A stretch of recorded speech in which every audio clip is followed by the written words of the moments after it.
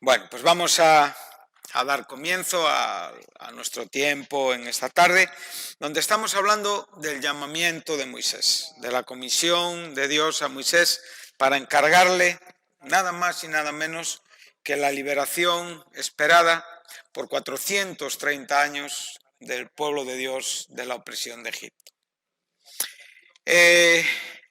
La razón de la elección de esta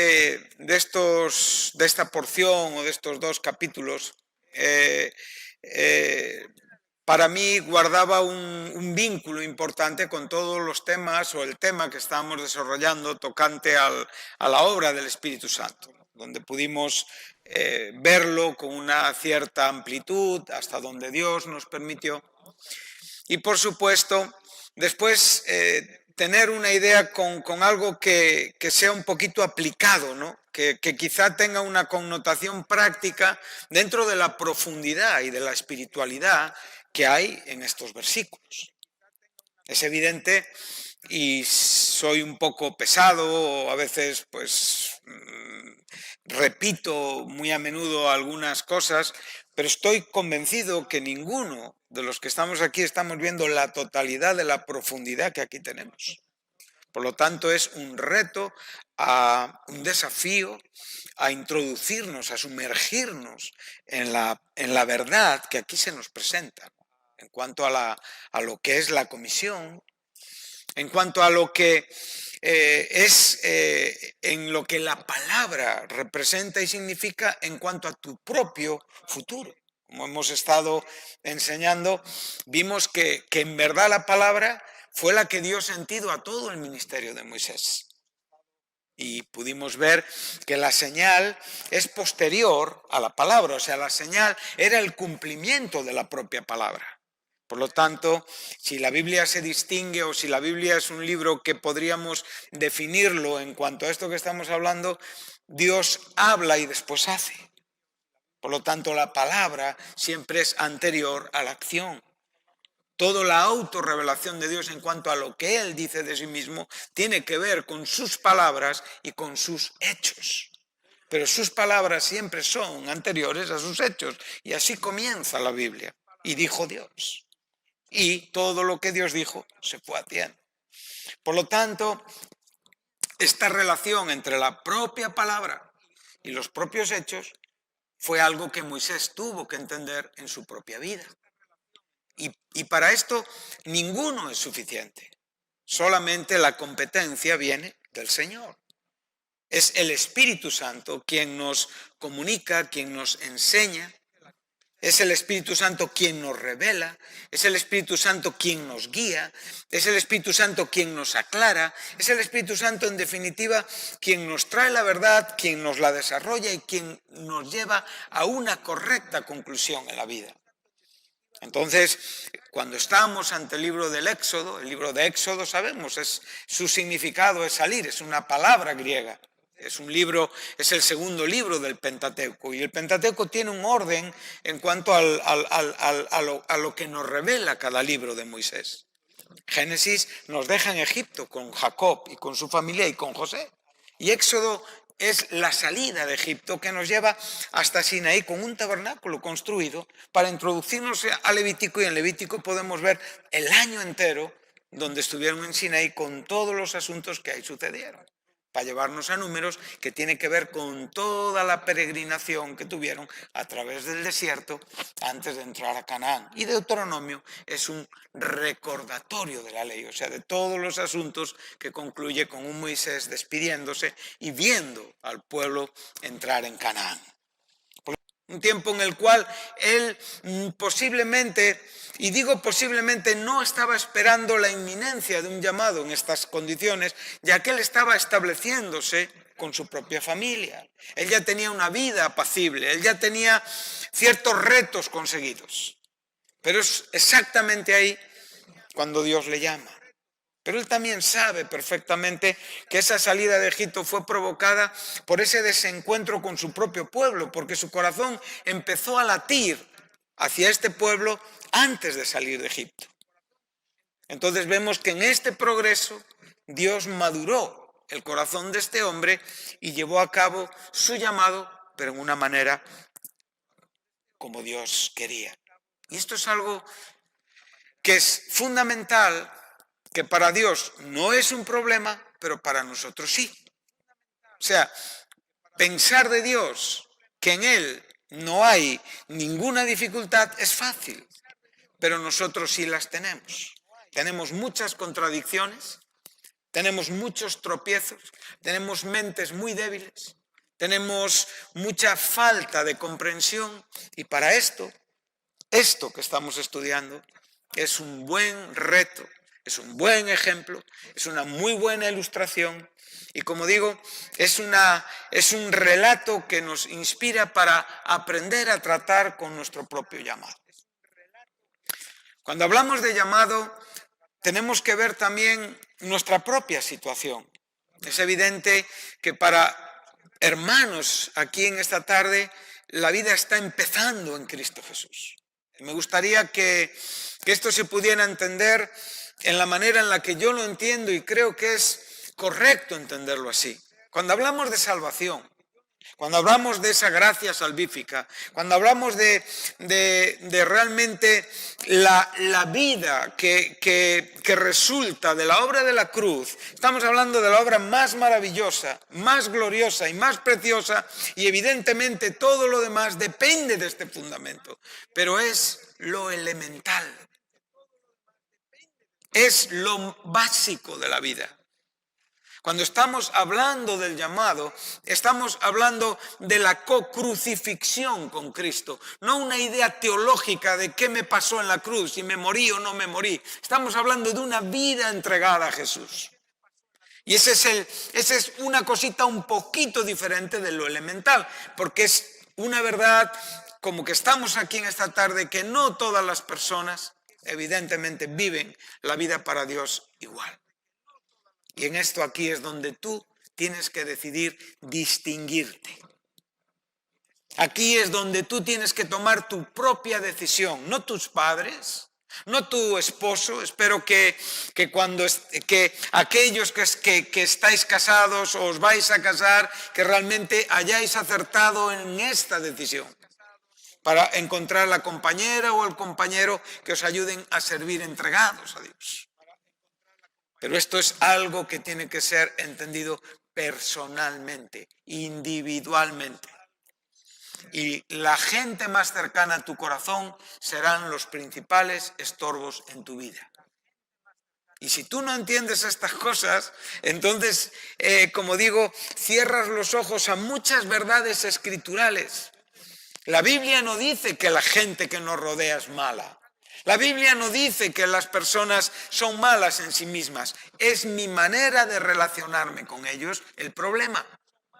Y ahí es donde yo tengo que aprender a dejar todo para seguir a Cristo. En los años que tengo he podido visitar muchos ministerios en países del mundo. Conozco a hermanos misioneros. Tenemos hermanos misioneros que han salido de aquí, que hoy sirven y que debemos de recordar mucho en estos días, porque han hecho un ejercicio de fe. Pero quiero decirte algo, que aún sin salir del país donde tú naciste, incluso de la región donde tú naciste, tú tienes el mismo llamado que el misionero que se vaya más lejos. Tenemos el mismo llamado, el llamado es a Jesús. Moisés fue llamado a Jesús.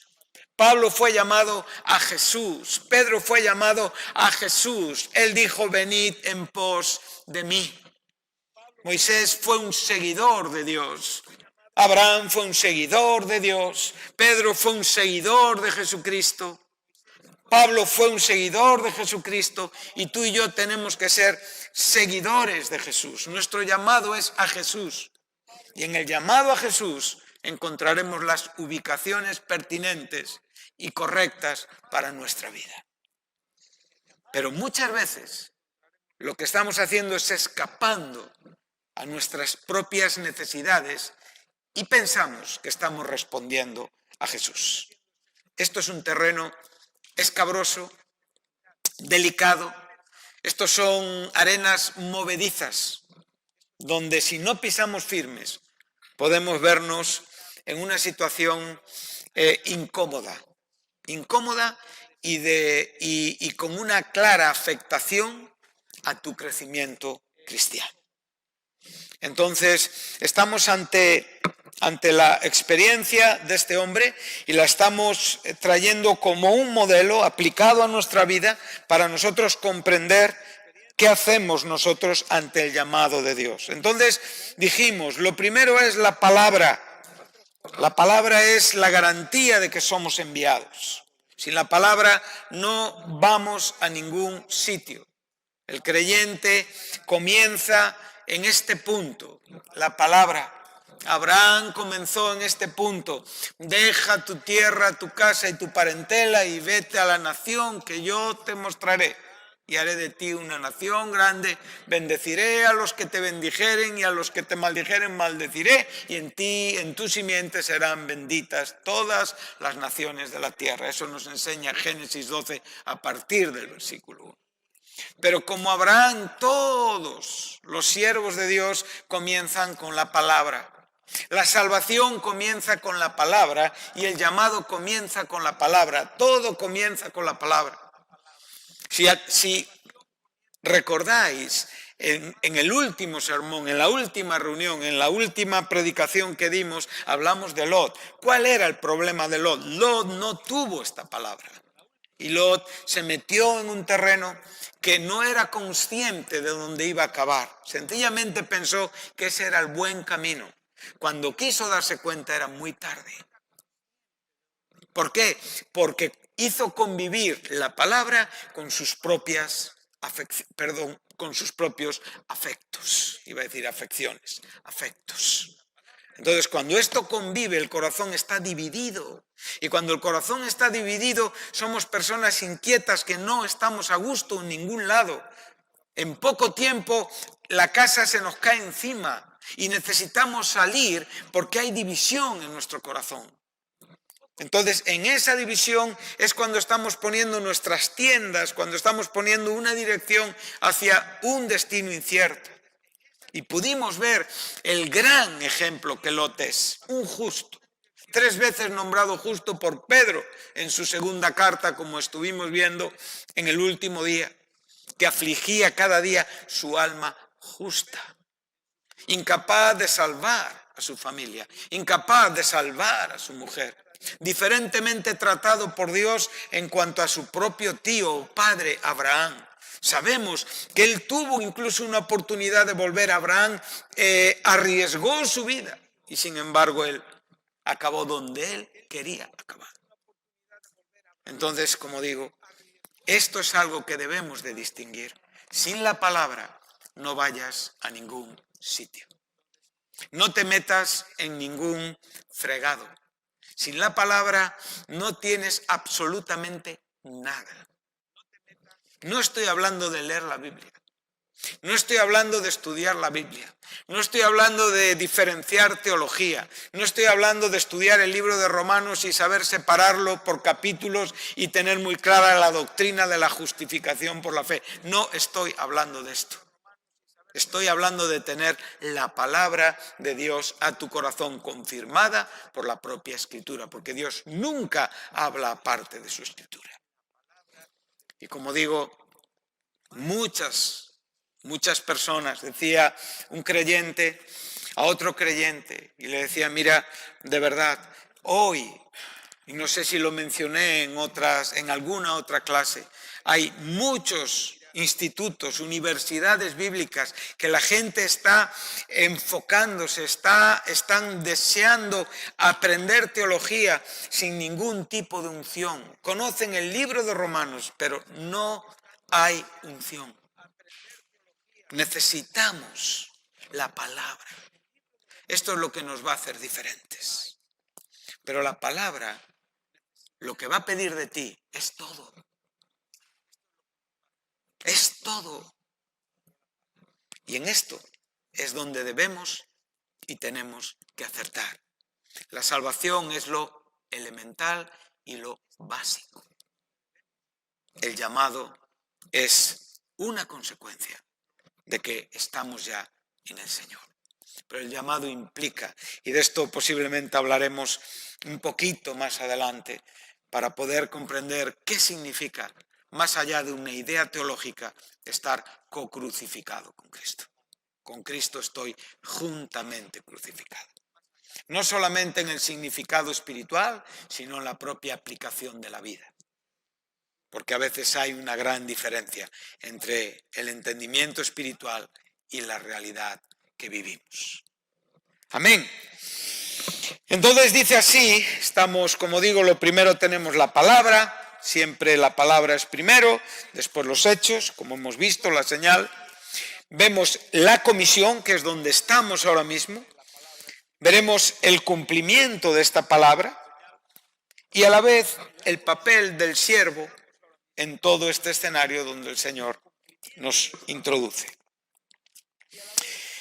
Dice así el versículo 1 del capítulo 4 del libro de Éxodo.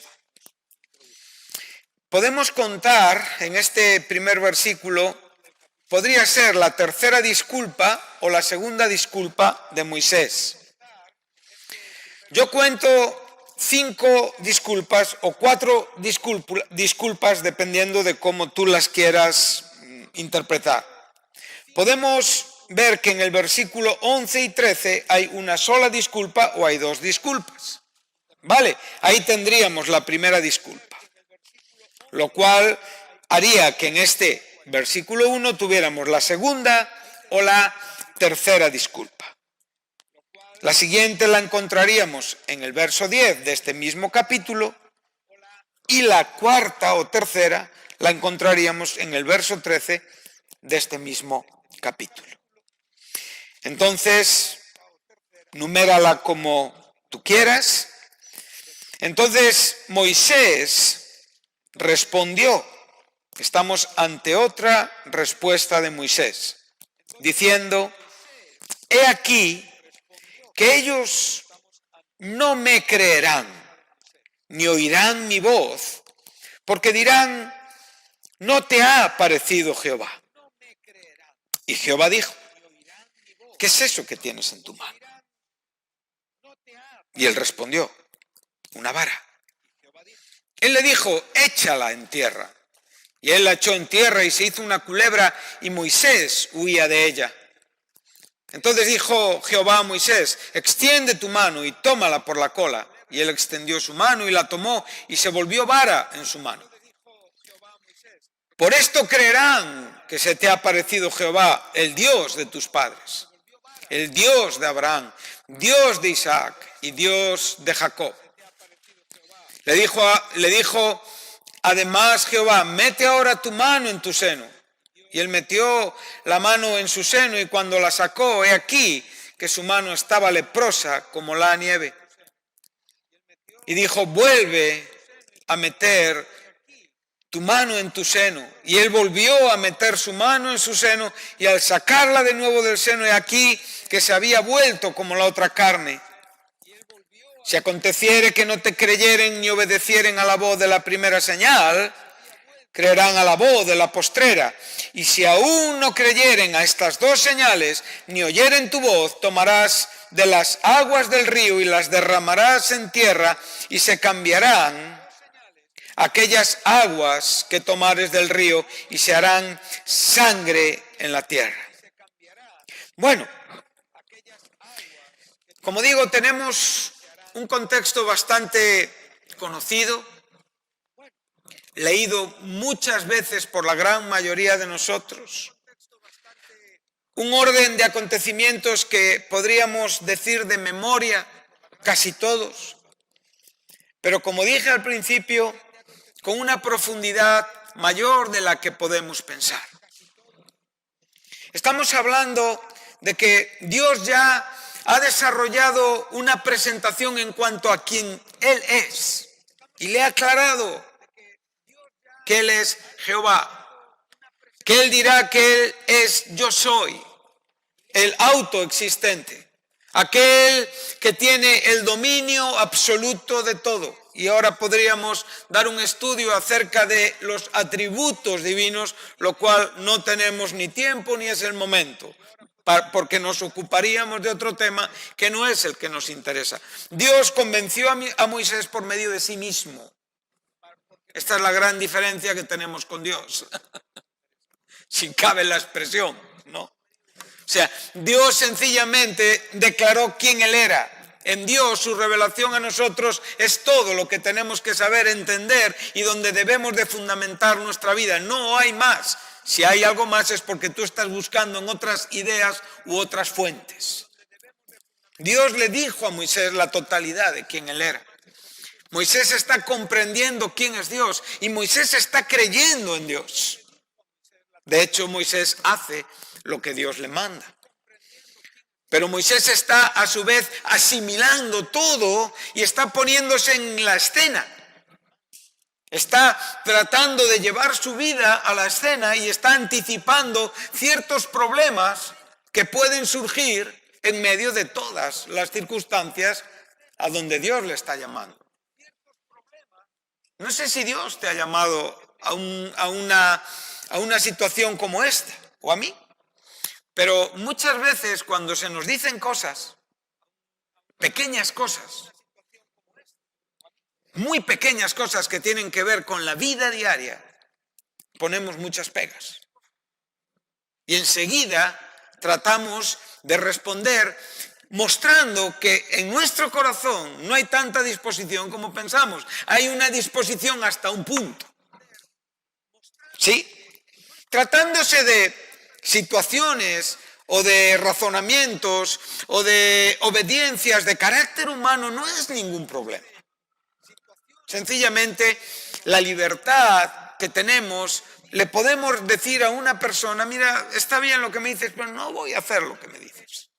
Nadie aquí tiene la prerrogativa de exigir a nadie la obediencia, eso es solo Dios. Entonces, pero aquí viene el discernimiento, ¿verdad? El discernimiento en la vida, en la que a veces debemos de también captar la voz profética que puede estar en la propia iglesia, que puede venir envuelta en la vida de un hombre o una mujer de Dios, para poder comprender que ahí puede haber una verdad que me está llevando hacia adelante.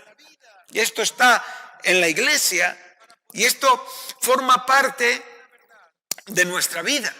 Aquí Moisés está solo. Moisés está en Sinaí y está él y Dios. Y las circunstancias que tienen que ver con su propia familia. Pero nosotros no estamos así. Pero el que no estemos así no significa que nuestra vida sería mucho mejor si pasásemos muchos tiempos con Dios como pasó Moisés. Entonces muchas personas carecen de esta vida. Y eso les hace que sus comportamientos son muy humanos muchas veces. Y casi siempre hago pero. Siempre hay peros. Entonces, entendiendo que aquí lo que no estamos es predicando la necesidad de obedecer a alguien a ciegas. No, por favor.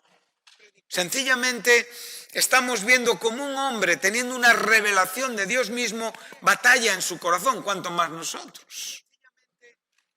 Entonces, en medio de toda esta circunstancia, él ahora está comprendiendo detalles, pero parece que vamos hacia adelante, ¿verdad? Y de repente parece que volvemos para atrás. Dios nos entiende, Dios nos conoce. Damos 2 pasos para adelante y 1 para atrás. Damos 3 hacia adelante y 2 hacia atrás. Así somos los seres humanos. Entonces, en este caso, Moisés está mostrando que el ánimo que teníamos en cuanto a lo que era el desarrollo del propio capítulo 3, parece que el capítulo 4 comienza con un desánimo, con una cierta frustración, con un desaliento, con una incertidumbre, incluso, como digo, con una incredulidad por parte de Moisés. Una de las cosas que a veces se confunde mucho en la iglesia entre los cristianos es la fe. Como digo, la fe es un concepto que se define teológicamente y se concibe muchas veces en una mezcla de vida interior. Pero a veces la fe se tiene que diferenciar y separar de aquello que no es fe. Y muchas veces la fe la confundimos con nuestra fuerza. La fe no es tu fuerza. La fe cree en la fuerza de Dios, en lo que Dios puede, en lo que Dios es capaz, hasta donde Dios puede llevarte. La fe siempre es débil porque muestra tu incapacidad y tu imposibilidad. La fe siempre es humilde porque es una cuchara que toma de Dios para darme aquello que yo necesito. Pero nunca es mi fuerza, es su fuerza. Nunca es mi poder, es su poder. Yo puedo decir, esta es mi fuerza, sí, pero es su fuerza. Yo puedo decir, este es mi poder, pero es su poder. Sería engañarme a mí mismo decir otra cosa o pensar en otra cosa. Entonces, lo que podemos comprender es que Moisés está adquiriendo vitalidad espiritual. Y esa vitalidad espiritual le está abriendo profundamente el significado de lo que realmente es el llamado de Dios, donde Dios le ha escogido para ser protagonista en un escenario donde Dios va a obrar. Y tener la capacidad de ser el protagonista, en el buen sentido de la palabra, escogido por Dios, sin estorbar la gloria y la grandeza de Dios, es un asunto delicado, muy delicado. Y no se aprende tan fácil. Entonces, observa, cuando nosotros vamos desarrollando la línea, como hemos estado hablando, vemos que Moisés en este capítulo recibe la comisión. Sabemos que Moisés después va y arregla los asuntos familiares, ¿os acordáis? Él tiene que aclarar la situación con su suegro, con su esposa Séfora, con sus 2 hijos. En el camino circuncida a uno de sus hijos. Hay una situación donde Jehová sale a matarle. Vemos como la propia mujer en este momento, en esta propia acción con el hijo, ella tiene una identificación con Moisés. No sabemos si Séfora se vuelve para atrás, tiene un encuentro con Aarón y viene a su pueblo y les comunica sus propósitos para después, posteriormente, ir a Faraón juntamente con Aarón. Pero ahora estamos en una situación, digamos, de base, estamos en la parrilla de salida, ¿no? Y observa que el problema lo tiene ¿con quién? ¿Con Faraón? Él está pensando aquí en el Faraón. Está pensando en sus hermanos, en su pueblo. Aquí hay algo que es muy importante. Bien, a veces las personas quieren tener un llamado sin tener un testimonio en la iglesia. Y no existe tal llamado si primeramente tú no eres reconocido por tus propios hermanos. O sea, tus hermanos son la iglesia, por si no lo sabíamos. La iglesia son nuestros hermanos. Vosotros sois la iglesia, mis hermanos. Y a veces como que no nos importa mucho lo que la gente pueda pensar o incluso la propia reacción de la gente. Lo importante es ser ese hombre de Dios que camina cabalgando en su propio llamado y en la propia fantasía de su fe.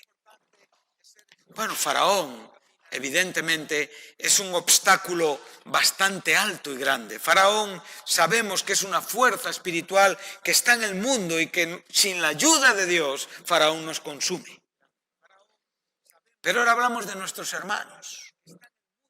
Faraón es un tipo del anticristo, Faraón es un tipo del enemigo de Dios, Egipto es un tipo del mundo. Estamos hablando de conceptos espirituales, amén.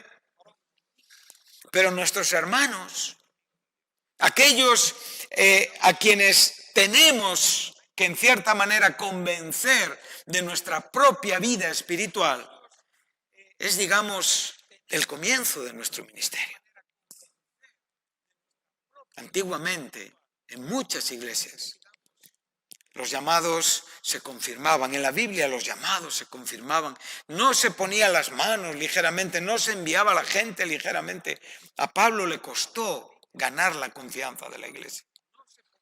Aun cuando él era un hombre milagrosamente salvado y comisionado.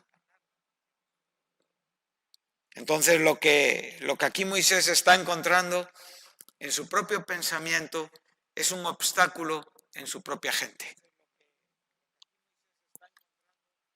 Y aquí es donde tenemos la mayoría de los problemas, todos.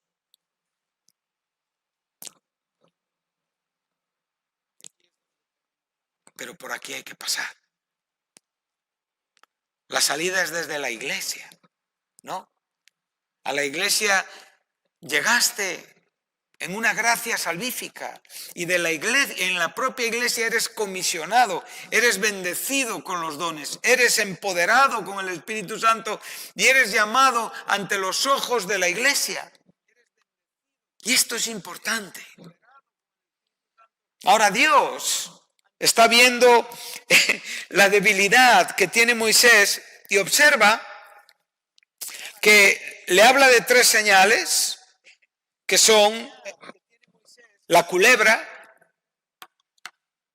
que tiene que ver con esa vara de la que vamos a hablar, le habla de la enfermedad de la lepra y después le menciona el río Nilo, que curiosamente es donde comienzan la primera plaga que Moisés y Aarón hacen en Egipto. ¿Sí? Pero en este caso, cuando estamos hablando de la vara que se convierte en culebra o en serpiente, estamos hablando de asuntos que tenían que ver con Egipto. O sea, Dios le estaba preparando, le estaba comisionando con cosas que realmente en Egipto eran muy veneradas y muy poderosas. Evidentemente la serpiente, el faraón aquí en su cabeza tenía una cobra que estaba relacionada con la máxima divinidad y el máximo poder en el mundo. Esto es espiritual. La lepra era una de las enfermedades totalmente incurables que tipifica el pecado también. Mira todo lo que Dios le está diciendo a Moisés en su comisión. Tú no vas a ser un cualquiera. Tú vas a tener una autoridad que vas a doblegar a Satanás en el mundo. Tú vas a tener una autoridad que vas a poder sanar por la fe en mi nombre una enfermedad como la lepra. Pero la tercera señal es maravillosa. Es tomar agua, echarla en tierra y esa agua del río Nilo, que es la fuente de toda la vida. O sea, Egipto dependía del Nilo. Veneraban este río. Convertirla en sangre, pero ante los ojos ¿de quién? Ante los ojos de sus hermanos. Si me permitís un paralelismo cuidadoso, vamos a Marcos 16. Y volvemos después aquí, ¿vale? Marcos 16. Texto muy conocido que nos habla de la comisión de Jesús a su iglesia.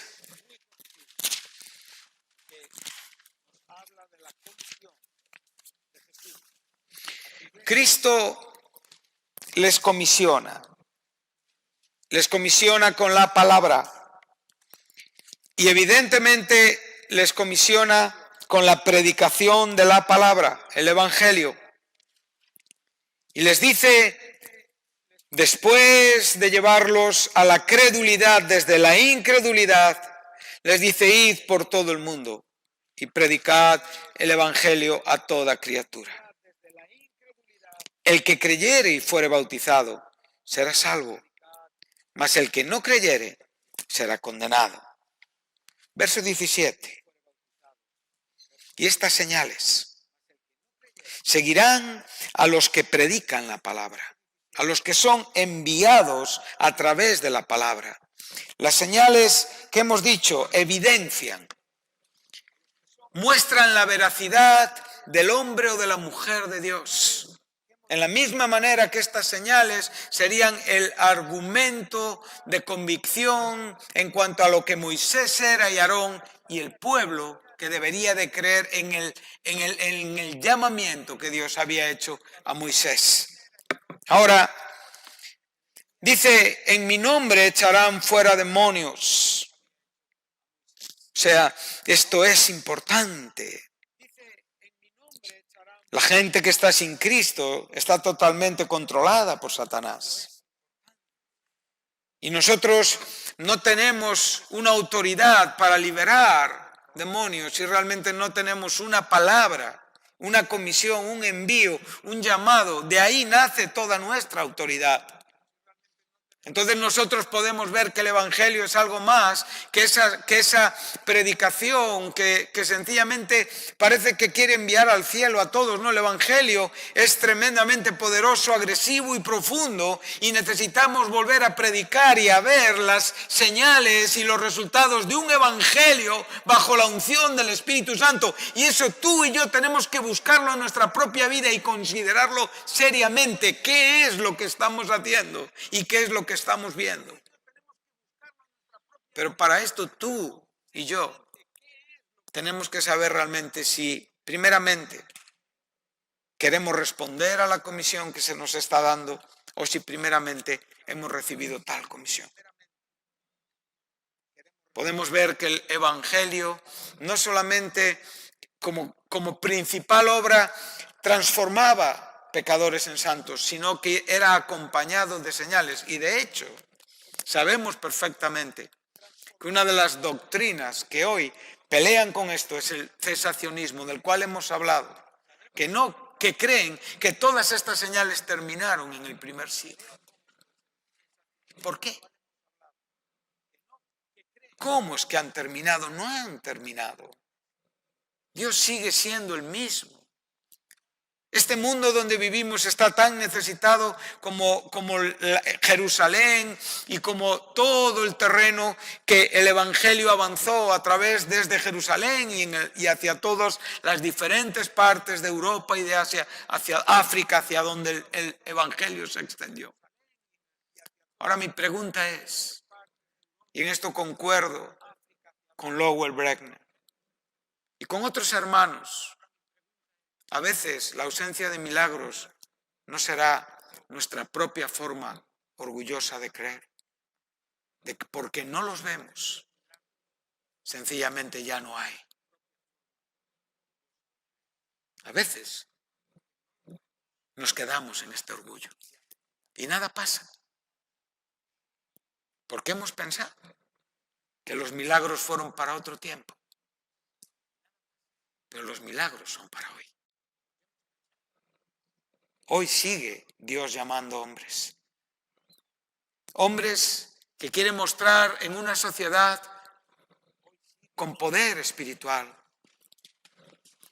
con algo más, como digo, que una religión moralmente correcta, o que un tipo de vida bien ocupada y bien dedicada, pero poquitos milagros.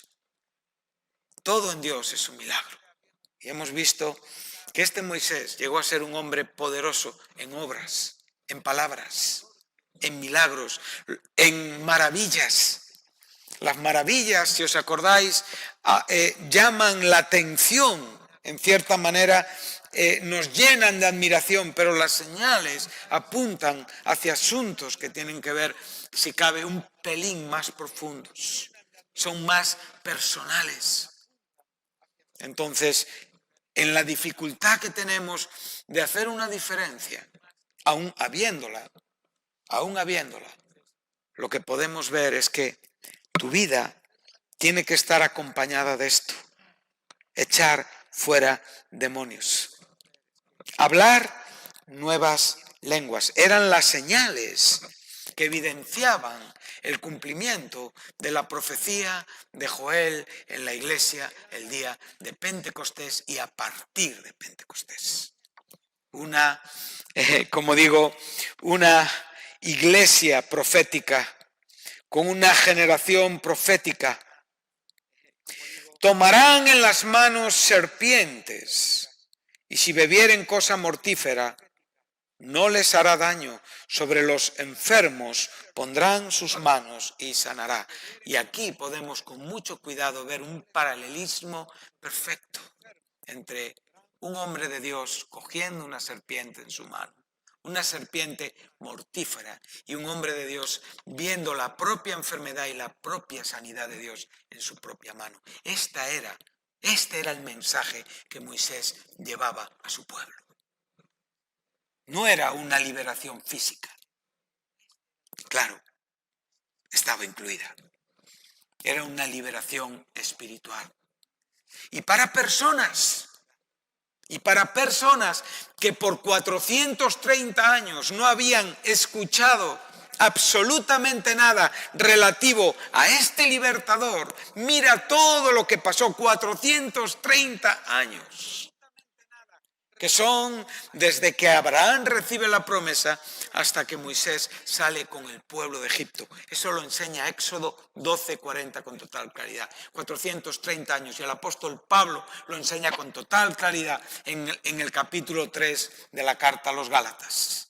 La promesa es anterior a la ley. Vino 430 años antes. A veces pasa una semana, un mes, y parece que ya nos hemos olvidado de todo. Imagínate, casi 4 siglos y medio. Todas esas generaciones, lo que vivieron. Incluso hay traducciones antiguas que hablan de que la esclavitud, además de lo que se vivió en Egipto, también fueron las experiencias en Canaán. Porque fue Dios quien dijo a Moisés, todavía no llegó la maldad del amorreo hasta aquí. Y el amorreo vivía en Canaán. Por lo tanto, el pueblo de Dios, la descendencia de Abraham, sufrió en la propia vida de Canaán como extranjeros, como peregrinos, como personas que vivían en la propia fe, en las propias batallas, en las propias persecuciones, y sufrieron considerablemente, evidentemente, en su esclavitud en Egipto. Entonces, esta comisión no es nada fácil. No es nada fácil. Pero aquí no estamos viendo una situación simple. Estamos viendo algo que debe de acompañar a los creyentes, a las personas llamadas por Dios. Milagros, acciones sobrenaturales. Y en esto recalco que no estoy hablando de irnos a un extremo donde realmente estemos generando descontroladamente asuntos que no son bíblicos. Estoy hablando de milagros de Dios. Y estos milagros tienen que ver con esto. Con que aquellos que predican el Evangelio verán estas señales. Y entre estas señales está tomar en sus manos serpientes. Pablo, sabemos que todos esperaban su muerte inminente y no falleció. Ahora, eso no significa que tú te pongas a agarrar víboras en tu mano. No, no es esto. Sencillamente, aquí hay un paralelismo importante relacionado con Egipto y principalmente relacionado con el testimonio de Moisés con su pueblo. Ahora le dice, para Moisés era una montaña grande. Dios le ha dado en un momento varias experiencias, ¿no? La vara se convierte en culebra, la mano leprosa es sanada, y esta señal postrera que estoy diciendo que tendría que llevar a cabo si no creían a la primera y a la segunda. Pero fíjate la respuesta de Dios, tan sencilla. A veces estamos buscando las cosas lejos de nosotros. A veces estamos esperando que Dios nos hable en una manera, no sé cómo esperas que Dios te llame. Pero es tan sencillo. Dios le dice, ¿qué tienes en tu mano? No le mandó a ningún sitio a buscar nada. O sea, la realidad es que en Cristo Jesús tienes todo lo suficiente para responder a Dios. No hay que buscar nada fuera. Si Dios te ha salvado, Si Dios te ha cambiado, tienes todo lo necesario para poder responder a Dios. Él te ha salvado, Él te ha transformado, Él te ha bautizado en su Espíritu Santo, Él te ha dado de sus dones, de su gracia. En este momento Dios mira a Moisés y Moisés está mirando para todos los lados. ¿Quién va a venir conmigo? ¿Dónde tengo que ir a buscar? ¿Qué universidad? ¿Qué curso online teológico? ¿Cómo me puedo preparar? ¿Cuántos comentarios bíblicos? ¿Cuál es el mejor libro? Hay personas que están obsesionadas con la biblioteca. Creen que ese es el camino. Por favor, está muy bien, pero ese no es lo más principal. Lo más principal lo tienes en ti. Es Cristo en ti. Tienes que responder desde tu corazón, con la fe de tu corazón, y Dios te dará todo lo necesario, porque Él te está diciendo qué tienes en tu mano. ¿Qué estás buscando? Amén. Yo me imagino a Moisés con cara, digamos, de circunstancias, ¿no? Esperando algún tipo de información, algún libro de griego y hebreo bíblico con un poco de arameo, todos los significados. Él estaba esperando una capacitación y Dios le está diciendo, tu capacitación soy yo. Esa es la fe. Y Dios va a hacer de ti un hombre de Dios. Jesucristo le dijo a sus discípulos, os conviene que yo me vaya. ¿Sí? La conveniencia de la marcha de Jesús sencillamente estribaba, esto lo enseña en el capítulo 14, os digo la verdad, en el Paracleto, en el Espíritu Santo. Él vendrá porque yo rogaré al Padre. Y cuando Él venga, os enseñará todo lo que ha de acontecer. Cuando Él venga, Él me glorificará porque tomará de lo mío y os lo hará saber. Cuando Él venga, os guiará a toda la verdad. Entonces, cuando entendemos esta parte, la capacitación del Señor, tenemos en nosotros todo. Cuando estamos confiando más en nuestras formas de estudio, de desarrollo, estás formándote humanamente. Y puedes tener una mente, como digo, privilegiada, pero nunca pasarás de ahí. Porque la obra de Dios es un milagro, encima de todo. Y muchas personas nunca se han dado cuenta que tienen esta vara en la mano. Y siguen esperando, cómodos, en la silla de su iglesia, a que pase no sé qué. Qué gran respuesta, ¿verdad?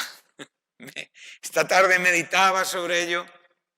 Yo mismo me veía ridículo en todas mis apuestas, Con esto no quiero decir que seamos unos... que no nos vayamos al otro. No, por favor, está muy bien cotejar, está muy bien estudiar, está muy bien tener un orden en las cosas. Lo que te quiero decir, que no confíes en tus fuerzas para formarte. Es el Espíritu Santo quien va a hacer este trabajo. Y si no tienes más que una Biblia en la mano, es suficiente. No necesitas ningún libro más. Ningún libro más, que quede bien clara esta frase. Ningún libro más. Solo la palabra de Dios bajo la luz del Espíritu Santo es suficiente para formarte y hacer de ti un hombre o una mujer de Dios. Nada más. Y gracias a Dios por la buena literatura. Y gracias a Dios por todo el trabajo y el esfuerzo que los grandes comentaristas a lo largo de los siglos han hecho para que hoy tengamos una facilidad a la hora de saber de qué habla cada capítulo de la Biblia. Pero recuerda una cosa, que la respuesta o está en tu corazón o no la tienes. Si no está ahí, no la busques en otro lado. Porque ese es el punto de partida. Amén. Entonces, ¿qué tienes en la mano? Una vara. Gran pregunta. ¿Qué tienes en la mano? Tremendamente difícil de responder. ¿No? ¿Qué te parece la pregunta? A veces le decimos a Dios que nos diga asuntos de tremenda relevancia. El otro día me decía un muchacho con muy buen corazón, decía a Dios, no me decepciones. ¿Sí? Y Dios te dice en esta tarde, ¿qué tienes a la mano? No es muy difícil ver lo que tenemos en la mano, ¿verdad? Y Moisés, te lo imaginas, contestando como un niño pequeño. O pensando, estará de broma el Señor. Una vara. Pues es una vara. Pues esa vara era todo lo que tuvo que usar Moisés para llevar adelante su ministerio. Y aquí hay dos elementos principales. Una vara y una mano que la coge. La vara es la autoridad del Señor. La vara es lo que Dios, como decíamos, los dones vienen de fuera. ¿Sí? El ministerio viene de fuera. Viene a mí. El ministerio no está en mí. Los dones no están en mí. Vienen del Señor a mí, ¿sí? Esto tiene que ver con esa vara que me va a dar esa autoridad. Pero la mano es mi corazón, la mano es mi obediencia, la mano es mi fe, la mano es mi disposición, la mano es mi voluntad, la mano es mi amor por Dios que toma esa vara. Y se pega a ella sabiendo que nunca se puede despegar, porque de ella dependo para llevar a cabo mi ministerio.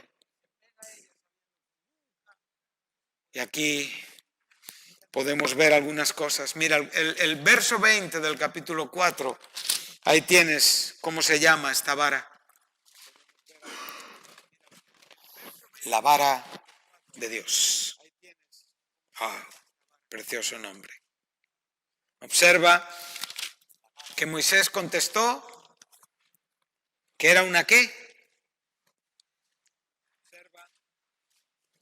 Una vara. Era todo lo que Moisés podía decir de ese palo, de ese cayado, de ese bastón que tenía en sus manos. Pero cuando llegas al verso 20, ves a un hombre saliendo de su casa. Ves un hombre recogiendo sus bártulos. Ves un hombre tomando las posesiones necesarias. ¿Para qué? Para iniciar el camino hacia donde Dios le había enviado. Y le dice, entonces Moisés tomó su mujer, sus hijos, los puso sobre un asno y volvió a tierra de Egipto. Esto como que es una parte, ¿sí? Es una parte que con un punto y aparte, ahora nos dice, y tomó también Moisés la vara de Dios en su mano. Es fácil ver. Nunca tomes tu familia y olvides la vara de Dios. Estás empezando el fracaso.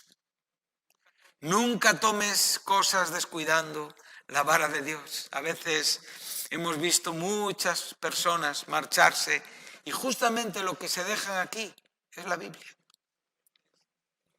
Lo más importante.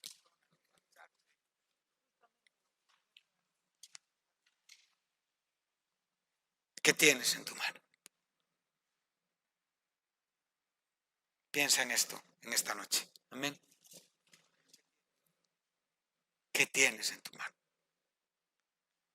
Vete a tu casa y piensa en esto. Reflexiona sobre esta cuestión, sobre esta pregunta. ¿Qué tienes en tu mano? Ahí está. Si tienes lo que tienes que tener, estoy diciendo, ¿eh? Si tienes lo que tienes que tener, ahí está todo lo que tú necesitas para responder a Dios. La mano, la vara. La mano recuerda tu voluntad. tu disposición, tu obediencia, tu fe. La vara, el don, la autoridad de Dios que te capacita. La autoridad de Dios que viene a ti y sobre ti para que en la iglesia seas un testimonio, un hombre, una mujer con autoridad de Dios. Pero esta autoridad únicamente va a ser mostrada si realmente tienes esta vara en tu mano. Si no, todo quedará, como decimos en España, en agua de borrajas. Todo quedará en buenas intenciones. Todo quedará en algo que parecía, pero nunca fue. Nadie aquí, con Cristo Jesús en su corazón, necesita más que Cristo para responder a Dios. Nada más. Y tenemos que ver en nuestra generación una respuesta, un avivamiento, milagros que evidencien que nosotros caminamos en la vida con la autoridad del Señor. Amén. Que Dios os bendiga. Y hasta aquí en esta tarde.